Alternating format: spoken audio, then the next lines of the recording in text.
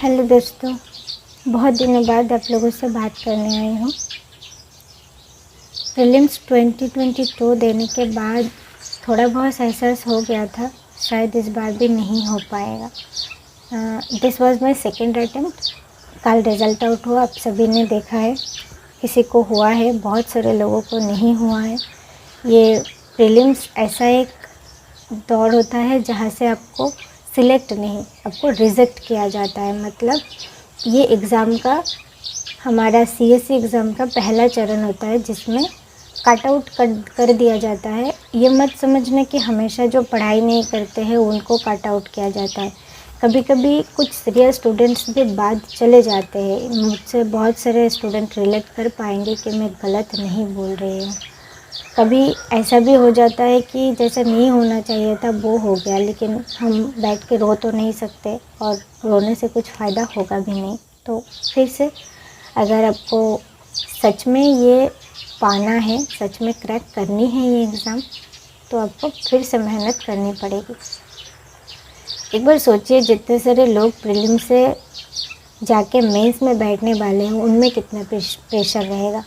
उसके ऊपर भी प्रेशर है। और अब जानते हो, इतने सारे लोग इंटरव्यू में नहीं जाएंगे, वो भी वापस आएंगे फिर से प्रीलिम्स की तैयारी करने। और जो लोग इंटरव्यू में जाएंगे सबका सिलेक्शन नहीं होगा, वो भी वापस आएंगे। मतलब रोने का कोई फ़ायदा नहीं है। ये ऐसा एग्ज़ाम है जहाँ भी आप गिर गए वहाँ सबको पहले से शुरुआत करनी पड़ेगी। तो शुक्र मनाइए कि आपको पहले से रिजेक्ट हो गए हो आप। मुझे पता है कैसा लग रहा है, क्योंकि मैं भी आप ही के जैसे ही हूँ। मुझे भी वही दर्द झेलना पड़ रहा है। ये आसान नहीं है, बोलना आसान होता है, लेकिन क्या कर सकते हैं, हमें फिर से शुरुआत करनी पड़ेगी। तो अब मैंने जो गलतियाँ मैंने की थी उसको सुधारने की जब बारी आई, तो मैंने सोचा किया क्या था। पहले तो एक था जो मैंने बहुत सारा रिसोर्स देख लिया था। फॉर एग्ज़ाम्पल मैं आपको बताऊँ तो आर्ट एंड कल्चर के लिए मैंने नितिन सिंघानिया पढ़ा था, लेकिन उसको रिवाइज़ करना मेरे लिए बहुत हेक्टिक हो गया था। फाइन आर्ट्स भी किया था मैंने, पर बाद में मैंने देखा उतना इफ़ेक्टिव मतलब पढ़ाई हुई नहीं। क्यों नहीं हुई? क्योंकि मैंने दोनों किया और दोनों अच्छे से रिवाइज़ नहीं किया था। 2-3 बार रिवाइज़ करना मेरे जैसे स्टूडेंट के लिए सही, मतलब वो एक सही स्ट्रेटेजी नहीं थी। मुझे और भी ज़्यादा उस पर काम करना था। और आपको पता है कि क्वेश्चन कैसा आया है इस बार मॉडर्न इंडिया से या फिर हिस्ट्री से, उतनी आसान नहीं थी जैसा पहले होता था। थोड़ा बहुत वो लोग अनप्रेडिक्टेबल हो रहा है। मतलब सब कहते हैं ना यूपीएससी मतलब अनप्रेडिक्टेबल एग्ज़ाम कमीशन है, ये सच कहते हैं। अब नहीं बता सकते हो कि कहाँ से कैसे क्या आएगा।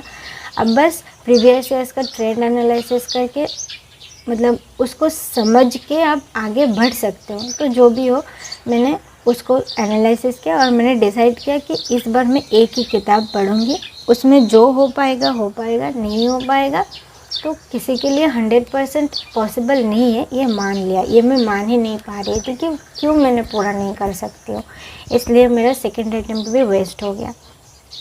अब देखो, हमें प्रीलिम्स में एक बात ध्यान रखना चाहिए कि हमें यहाँ से स्कोर बस मेंस में जाने के लिए करनी है, क्योंकि असली जो मेरिट लिस्ट बनेगी वो मेंस एंड इंटरव्यू तय करते हैं ना, उसका मार्क्स होता है मेरिट लिस्ट में।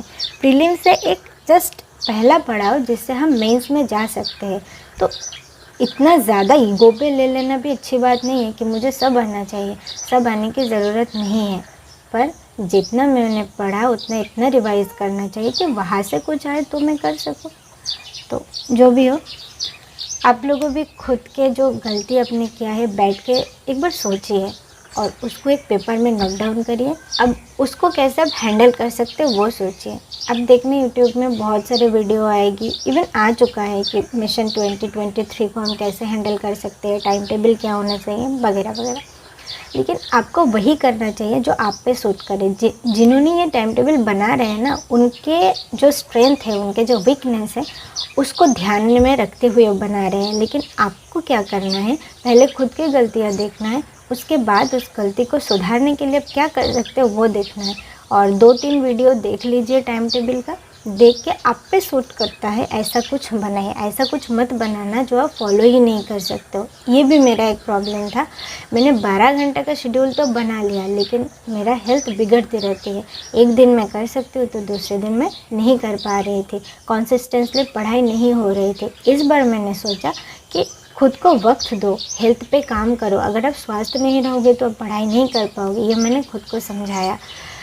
हर दिन अगर मुझे कम से कम पढ़ाई करनी पड़ी फिर भी सही, तो मुझे एक टारगेट मैंने फिक्स किया कि 6 से 7 घंटा, इससे नीचे मैं नहीं आऊँगी। और मैं खुद को टाइम दूँगी, जितना हो सके रेस्ट करके, तबीयत का ख्याल रख के फिर मैं आगे बढ़ूँगी। आप भी सोचो, जिस शस्त्र से आपको युद्ध करना है, अगर वो शस्त्र ही सही ना रहे तो आप कैसे लड़ोगे। इस प्रिपरेशन के दौरान हमें हेल्थ का ध्यान उतना ही रखना चाहिए जितना हमें पढ़ाई का ध्यान रखना चाहिए। अगर हम स्वस्थ नहीं रहेंगे तो नहीं कर पाएंगे। और यहाँ पे आप मत समझना मैं बस हेल्थ मतलब फिज़िकल बॉडी की बात कर रही हूँ, आपके माइंड भी स्वस्थ रहना चाहिए। अगर आप किसी और काम में, किसी और चीज़ में डाइवर्टेड हो जाएंगे, आपके माइंड डिस्टर्ब हो जाएगा, आप देखना पढ़ाई नहीं होगी। मैंने UPPCS भी दिया था और WBCS भी, तो मैं बोलना चाहती हूँ कि UPSC के साथ साथ आप स्टेट PCS भी हैंडल कर सकते हो। लेकिन ये ध्यान रखना, UPSC में ज़्यादातर एनालिटिकल क्वेश्चंस आते हैं, लेकिन स्टेट PCS में आप देखेंगे तो उतना ज़्यादा एनालिटिकल नहीं, ज़्यादातर मतलब बिल्कुल वन वर्ड में आंसर हो सकता है, ऐसे ऑब्जेक्टिव आ जाता है। तो उसमें आपको थोड़ा उसी में काम करना पड़ेगा। जैसे हिस्ट्री में टाइमलाइन हो गया, कोई चीज़ का जैसे क्रोनोलॉजी हो गया, या फिर मतलब ऐसे छोटे छोटे चीज़, इस पे आपको काम करना पड़ेगा। लेकिन आप एक बात देखेंगे, WBCS का सिलेबस UPSC से बहुत ज़्यादा अलग है, उसका एग्ज़ाम पैटर्न अलग है, ये सही बात है। लेकिन अगर UPPCS आप देखेंगे तो प्रीलिम्स को अगर आप छोड़ दें, साइड कर दें, तो मेंस का सिलेबस पूरी तरीके से UPSC की तरह है। मैं UPSC के साथ साथ स्टेट PCS भी दे रही हूँ, इसलिए मेरा स्ट्रेटेजी थोड़ा बहुत अलग होगा। जो लोग UPSC बस दे रहे हैं उन पे प्रेशर उतना नहीं होगा जितना जो लोग दोनों एक साथ में दे रहे हो उनका रहता है। ये जो टाइम टेबल है, ये टाइम टेबल मैंने इनसाइट IAS के वेबसाइट से लिया है। उन लोगों ने 1 ईयर का फ्री एक टाइम टेबल लास्ट ईयर भी इशू किए थे, इस ईयर भी उन लोगों ने इसको इशू कर दिया है। आप देख सकते हैं, अगर आपको पसंद आता है तो आप फॉलो कर सकते हैं। मुझे इस बार का टाइम टेबल लास्ट ईयर से बहुत ज़्यादा पसंद आया है, क्योंकि यहाँ पे एक एक सब्जेक्ट को तोड़ा गया है। मतलब एक एक सब्जेक्ट को नहीं बोलूँगी, एक एक पेपर को। पहले उन्होंने GS पेपर 1 को तोड़ा है, बिल्कुल तोड़ के सब्जेक्ट में डिवाइड किया। अब उस हर एक सब्जेक्ट को सब टॉपिक में डिवाइड किया करके पहले उन्होंने देखिए, पहले एंशिएंट एंड मिडिएवल हिस्ट्री, फिर आर्ट एंड कल्चर, फिर सोसाइटी एंड सोशल जस्टिस, फिर मॉडर्न इंडिया। उसके बाद आपको मतलब बहुत अच्छा लगेगा, post independence, world history, world geography and Indian geography. पूरा मतलब तोड़ दिया है चीज़ों को। फिर आता है GS पेपर 1 का रिवीजन। इसी तरह GS पेपर 2 के सब्जेक्ट को डिवाइड किया, उसका सब टॉपिक को डिवाइड करके हर एक दिन में बांट दिया है कि किस डे में आप कैसे इसको हैंडल कर सकते हो छोटे छोटे टॉपिक में। उसके बाद सेकेंड पेपर का रिवीजन करवा दिया, और पूरा जब 4th पेपर कंप्लीट हो जाता है फिर टोटली उन्होंने रिवीजन कराने का वो प्रोसेस बना दिया। यहाँ पे मैं एक बात बोलना चाहूँगी, जब मैंने बहुत सारे लोगों की वीडियो देखा, वो लोग ऊपर से बात करते हैं, ऐसे करो, ऐसे ऐसे करना चाहिए, ऐसे करना चाहिए, लेकिन रियलिस्टिक कोई ने ऐसा कोई बना नहीं दिया है। जब मैंने इन लोगों का ये टाइम टेबल देखा मुझे बहुत अच्छा लगा, क्योंकि पहली बात तो ये एक नया पैटर्न किया है जो लास्ट ईयर नहीं था। लास्ट ईयर पूरा मतलब सब्जेक्ट पकड़ लिया था उन्होंने, लेकिन इस बार पेपर पकड़ के उसको तोड़ तोड़ के बना दिया। आप जानते हो कि हम अगर सोचते हैं हाँ कर लेंगे विदाउट टाइम टेबल एंड सोचते हैं कि एक एक पेपर करके मैं कर लूँ, मैं बोलूँ तो सच्ची बात मुझ में वो वर्क नहीं करता। अगर मैं टू डू लिस्ट नहीं बनाती हूँ, अगर मैं एक अच्छा सा टाइम टेबल फॉलो नहीं करती हूँ, भाई मेरा पढ़ाई तो होती नहीं। एक दिन हो गया तो दूसरे दिन गायब हो जाती हूँ मैं, और तबीयत का तो पता है। लेकिन अगर ऐसे टाइम टेबल रहता है, और देखो अब देख पाओगे, मैंने जब पढ़ाई की तो मैंने एक टिक लगा दिया कि हाँ इस टॉपिक में नोट्स मेरी बन चुकी है। और आप देखोगे जब मैंने टाइम टेबल की बात की, फर्स्ट पेपर में आप देख लिए कि मेंस का पूरा मैंने कंप्लीट किया, मतलब इन लोगों के हिसाब से। मॉडर्न तो है, अब देखो यहाँ पे वर्ल्ड हिस्ट्री भी है, पोस्ट इंडिपेंडेंस है, ये सब प्रीलिम्स में नहीं होता है, ये होता है मेंस में। मतलब क्या है, यहाँ पे प्रीलिम्स एंड मेंस इंटीग्रेटेड, दोनों साथ में हम तैयारी कर रहे हैं। सर कहते हैं, सर मतलब विनय सर कहते हैं कि अगर आप मेंस के प्रिपरेशन अच्छे से कर लेते हो तो अब देखोगे कि प्रीलिम्स सबका अपने आप तैयार हो जाता है। और जब प्रीलिम्स आने वाला है 2-3 महीने पहले से आप पूरी तरीके से प्रीलिम्स में मतलब पूरी तरीके से आप प्रीलिम्स में फोकस्ड हो जाओ, क्वेश्चन पेपर प्रैक्टिस करो अच्छे से, तो वो भी तैयार हो जाएगा। क्योंकि आपको पता है प्रीलिम्स के बाद हमें गिनती के दिन मिलते हैं, और इस बार तो यूपीएससी बहुत कम टाइम ले 17 दिन में रिज़ल्ट आउट कर दिया है। तो अब देख ही सकते हो कितनी जल्दी वो काम कर रहे हैं कि आपके हाथ में उतना ज़्यादा टाइम नहीं बचेगा कि आप मेंस के लिए 2-3 महीने में कितना प्रिपेयर किया जाता है, तो आपको पहले से तैयार होना पड़ेगा। तो उसी वाली बात है कि अगर आप डे 1 से अच्छे से काम करोगे तो आपका हो जाएगा। जब मैंने प्रीलिम्स देकर आई मुझे लगा शायद नहीं हो सकता, तो मैंने सोचा कि लास्ट ईयर भी मैंने इन लोगों का रूटीन फॉलो किया था, तो इस ईयर भी मैंने इनका टाइम टेबल उठा लिया और एक प्रिंट आउट करवा लिया। देखिए उन्होंने 15 से शुरू किया है, 15 जून से, तो मैंने 15 जून से नहीं कर पाई थी क्योंकि बाहर थी, फिर घर आई, हॉस्पिटलाइज्ड हो गई, तबीयत बिगड़ गई थी। मैंने 20 से शुरू किया था, ये मेरा बैकलॉग रह गया, इसको मुझे कंप्लीट करनी पड़ेगी। और मैंने क्या किया, हर एक सब्जेक्ट को देखो, मैंने यहाँ पे पेंसिल से लिख लिया था कि हर एक सब्जेक्ट के लिए मैंने कौन सी रिसोर्स यूज़ करूँगी। तो अब आते हैं रिसोर्स के बारे में। टाइम टेबल के बाद में करूँगी कि आपको जो सूट करता है आप वो करो, लेकिन आप एक बार क्रॉस चेक कर सकते हो ये इनसाइट आईएएस की टाइम टेबल। मुझे अच्छा लगा, ऐसा नहीं कि आपको अच्छा लगेगा, पर आप देख सकते हो, एक आइडिया ले सकते हो कि कैसे आप अपना टाइम टेबल बनाओ। लेकिन सबसे पहले क्या गलती आपने किया है उसको आइडेंटिफाई करिए और उसको सुधारने की कोशिश करिए। अगर आप गलती पे वही गलती दोबारा दोहराओगे तो रिज़ल्ट भी सेम आएगा, ये तो सब जानते हैं। चलो ठीक है, बात करते हैं अब रिसोर्स के बारे में कि मैंने क्या लिया। तो आपको सबको पता है कि एनसीईआरटी एक बहुत अच्छा बेस क्रिएट कर सकता है, लेकिन मुझे नहीं लगता है कि हर सब्जेक्ट के लिए आपको एनसीईआरटी पढ़ने की ज़रूरत है। ग्रेजुएट हो एंड बहुत सारे लोग और भी ज़्यादा एडुकेटेड हैं, तो अगर उनको वो समझ है, वो स्टैंडर्ड बुक समझ सकते हैं, आप एक बार पढ़ लो, अगर आपको समझ नहीं आया है तो आप एनसीईआरटी में जा सकते हो। लेकिन कुछ सब्जेक्ट है जहाँ पे एनसीईआरटी मस्ट है, क्योंकि वहाँ से सीधा सवाल आते हैं और आपको बहुत मदद करेंगे एनसीईआरटी। तो मुझे जो लगता है, मैंने आपसे बात की, अब मैंने जो रिसोर्स यूज़ करूँगी मैं आपको वही बताऊँगी। आपका चॉइस, आपका पसंद अलग हो सकता है। ओके, मैंने हिस्ट्री को जैसे पार्ट वाइज बांटते हैं लोग वैसे कर लिया। एक होता है एंसेंट एंड मीडिएवल, उसके लिए मैंने Tamil Nadu board 11th NCERT use कर, मतलब पहले भी कर चुकी हूँ और वही मैं करूँगी। लेकिन यहाँ पे मैं एक बात बोलूँगी, कुछ टॉपिक ऐसा है जो इसमें आपको नहीं मिलेगा, मतलब सीधा सीधा नहीं मिलेगा। आप क्या कर सकते हो, आप गूगल कर सकते हो। गूगल बहुत अच्छा माध्यम है, और अब इसी टाइम में कोविड-19 के बाद से तो आप बहुत अच्छे से डिपेंड हो सकते हो, क्योंकि सब कुछ सोशल हो गया है, ऐसे ऑनलाइन आ गया है। आप कुछ भी लिख के मतलब सिलेबस में ऐसा कुछ वर्ड लिख के यूपीएससी लिख के सर्च करोगे, कुछ ना कुछ 2-4 शब्द तो आपको मिल ही जाएगा हर एक कोचिंग सेंटर की। और इनसाइट आईएएस की मैंने देखा है, ये लोग जो तोड़ा है ये मतलब सब टॉपिक में, उसको लिख के मैंने जब ये मैं ट्रिपल टेस्ट स्ट्रगल कर दी थी, जो मुझे इसमें नहीं मिला, तमिलनाडु बोर्ड में बुक में नहीं मिला, तो मैंने ट्रिपल टेस्ट स्ट्रगल लिख के यूपीएससी लिखा था, ट्रिपल टेस्ट स्ट्रगल यूपीएससी। जब मैंने सर्च किया बहुत कुछ आया भाई, क्रैक आईएएस का आया है, बायजूस का आया है, इनसाइट आईएएस, विजन आईएएस, सब ने कुछ ना कुछ बना रखा है। आप पढ़ो, आपको जो आसान लगे वो समझो। समझने की बात सबसे बड़ी है, समझ लिया। और ये बात सबके प्रीलिम्स में है, ये ध्यान रखना, एंसेंट एंड मीडिएवल से मेंस में क्वेश्चन नहीं है, ये प्रीलिम्स के सिलेबस में है। तो आप इसको एक बार पढ़ लो और उस टॉपिक को, और एक बार प्रीवियस इस क्वेश्चन से गो थ्रू कर लो कि देखो जिस टॉपिक मैंने पढ़ा है उस टॉपिक से रिलेटेड कोई सवाल आया है तो कैसा, किस टाइप का आया है।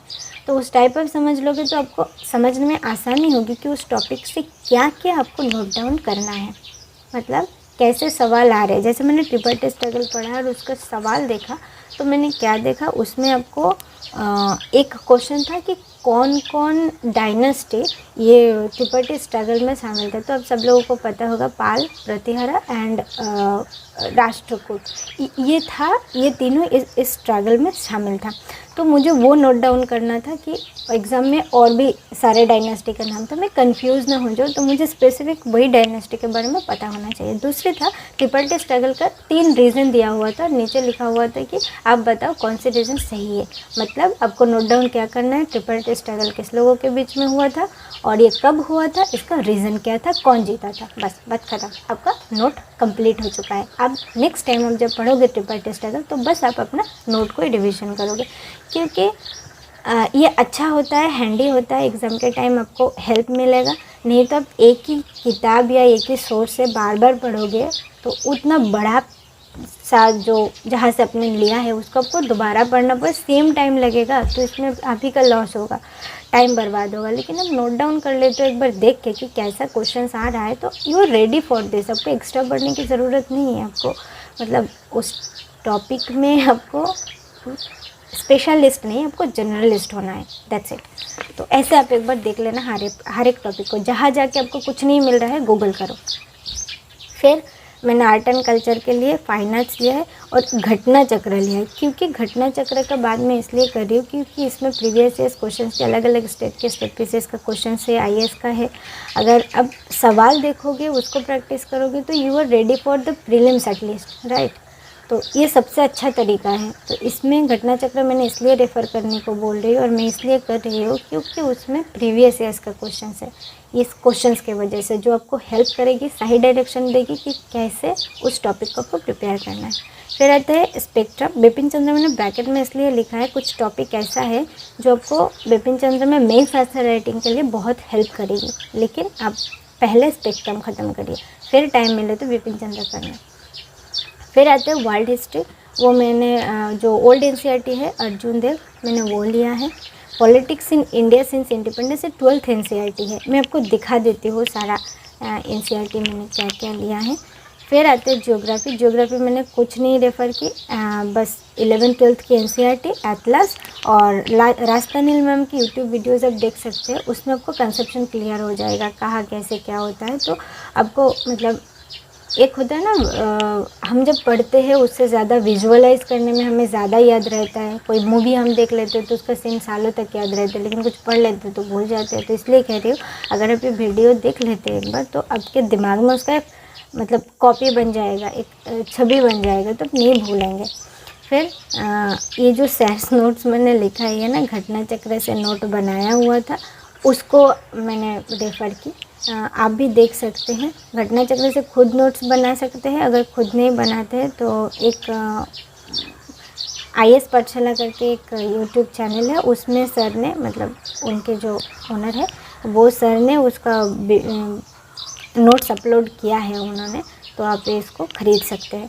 फिर आते हैं पॉलिटी में मैंने ओनली लक्ष्मीकांत एंड मैंने इनका यहाँ पे भी वो IAS PCS पाठशाला करके जो चैनल है उनका जो राहुल सर है, उनसे मैंने नोट्स लिया था, तो मैंने वही पढ़ के एग्ज़ाम देने गई थी। वो बहुत अच्छा था, मतलब अब आप अगर अच्छे से पढ़ते हो, उसको रिवाइज़ करते हो, घटना चक्र से बनाया हुआ है, मतलब प्रीवियस ईयर क्वेश्चन को ध्यान रख के, तो that is more than enough. मैंने ये पढ़ा था इसलिए मैंने इसको रखा है।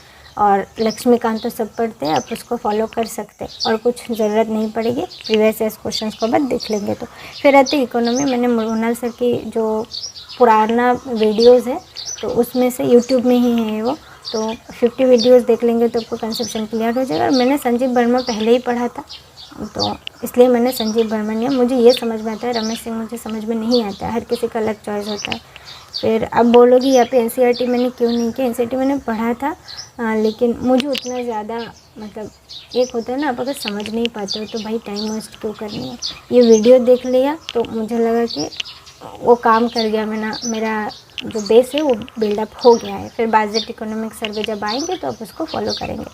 फिर एनवायरनमेंट के लिए मैंने शंकर IAS पढ़ा था, लेकिन मुझे नहीं लगा था कि वो उतना ज़्यादा मेरा हेल्प किया है और रिवाइज़ करना बहुत ज़्यादा हेक्टिक था, तो मैंने घटना चक्र का एक बुक आता है इस साल का जो आया है, मैंने उसी को लिया। मैंने देखा भाई हर एक टॉपिक को तोड़ तोड़ के उसको अच्छे से समझाया है, जो नया डेटा है उसको ऐड किया है, तो मुझे ये ज़्यादा अच्छा लगा, तो मैंने घटना चक्र लिया है। बुक भी मेरे पास है, सर का नोट भी है, वो राहुल सर का नोट भी है।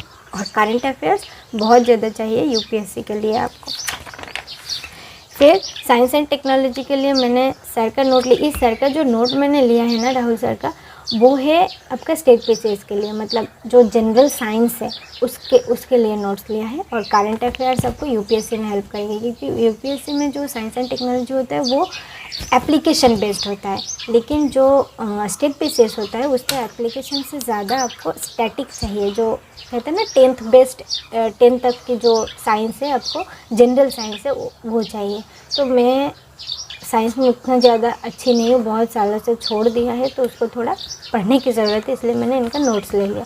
फिर सोसाइटी, इसके लिए मैंने 12th की 2 एनसीईआरटी है सोशियोलॉजी का, social change and independence in India, and दूसरी इंडियन सोसाइटी, ये। और आपको करंट अफेयर्स देखना पड़ेगा। इंटरनेशनल रिलेशन के लिए आप करंट अफेयर्स को बेस कर सकते हो, और सोशल जस्टिस के लिए भी मैंने करंट अफेयर्स लिया। गवर्नेंस के लिए भी सेम बात है। एथिक्स के लिए मेरे पास एक बुक है, मुझे अभी तो याद नहीं है, मैं आपको दिखा दूँगी बुक को, तो वो बुक मैंने लिया है। Disaster management of current affairs based है। इसका कुछ स्टैटिक है जो आपको ज्योग्राफी में मिल जाएगा, सुनामी वगैरह, अर्थक्वेक, और अदरवाइज जो कुछ भी है वो आपको करंट अफेयर्स में मिल जाएगा। एग्रीकल्चर से रिलेटेड अब करंट अफेयर्स इशू आपको मिल जाएगा। इंटरनेशनल सिक्योरिटी भी मेरे पास एक बुक है, अशोक कुमार आईपीएस है, वो एक आईपीएस ऑफिसर है, उनका लिखा हुआ। तो ये है मेरा जो रिसोर्सेस हो। अब देख लेंगे हर एक सब्जेक्ट के लिए मैंने ज़्यादा से ज़्यादा 2 किताबें लिया है, मतलब जैसे यहाँ पे एनसीईआरटी का 2 किताब, ये 2 ज़रूरी था, छोटी छोटी किताबें, तो ये ज़रूरी था। अदरवाइज़ मैंने एक टॉपिक, मतलब एक सब्जेक्ट के लिए मैंने एक ही किताब लिया। अब बात आती है, मैंने कुछ जगह में करंट अफेयर्स कहा है। अब करंट अफेयर्स कहाँ से करोगे आप? अगर चाहते हो तो विजन आईएएस फॉलो कर सकते हो, नहीं तो इनसाइट आईएएस भी फॉलो कर सकते हो। इनसाइट आईएएस में इस बार एक काम उन्होंने किया है, जो प्रीलिम्स एंड मेंस को डिवाइड करके 2 मैगजीन निकाला है। अब ये एक अच्छी बात है, एक बुरी बात भी है। कैसे? अच्छी बात इससे है कि आपको उन्होंने डिवाइड कर दिया है, और बुरी बात ये है एक मैगजीन तो हमसे मंथली हो नहीं सकता है, यहाँ पे 2 आ गया है। तो अगर आपको ये करना है तो क्या करना पड़ेगा? डेली न्यूज़ करना पड़ेगा, अच्छे से पढ़ना पड़ेगा, तब जाके मंथ एंड आप उसको रिलेट कर पाएंगे और जल्दी ख़त्म कर पाएंगे। और अगर हर डे का काम पर डे टू डू लिस्ट आप चेकआउट नहीं करेंगे, अच्छे से कंप्लीट नहीं करेंगे, एक दिन का दूसरे दिन बर्डन बन जाएगा, तो भाई ये ख़त्म होना मुश्किल है। और आपको पता है साल भर में बहुत ज़्यादा हो जाता है, फिर पढ़ाई करके भी लास्ट में रिवाइज़ करना मुश्किल होता है। इसलिए एक रूटीन बनाया है कि मैंने कैसे इसको रिवाइज़ करूँ। जो गलती लास्ट ईयर किया था वो गलती मैं दोहराना नहीं चाहती हूँ, सीधी सी बात ये है। अच्छे से प्रिपेयर करिए, बैठ के रोने में कोई फ़ायदा नहीं है। अगर मेहनत करोगे तो सिलेक्शन ज़रूर मिलेगी, क्यों नहीं मिलेगी। पॉजिटिव होना पड़ेगा हमें और मेहनत